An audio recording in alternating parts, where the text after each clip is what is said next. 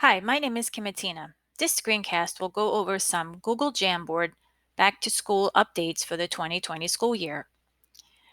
These updates apply to the web version only of Jamboard. So you need to go to jamboard.google.com and create a new jam. And you will see a new canvas on your screen. First thing that I want you to realize is the toolbar is different. You are now able to add shapes into your jam, and I can click on any shape that I want and then drag to create the shape. Also notice when I create a shape, I get a fill bucket up top here. This fill bucket will allow me to select any color to fill inside the shape.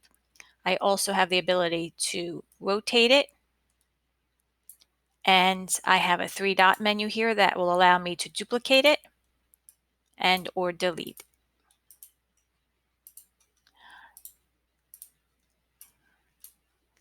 So what I want to show you next is I'm going to insert another shape, change the fill, and notice how when I put the shape over the square, the circle is on top of the square. In this new update, I have the ability to order the shapes. So I can click on the shape, click on the 3-dot menu, and go down to order, and I have the option here to send it back. And when I do that, it will then reverse the order of the shapes.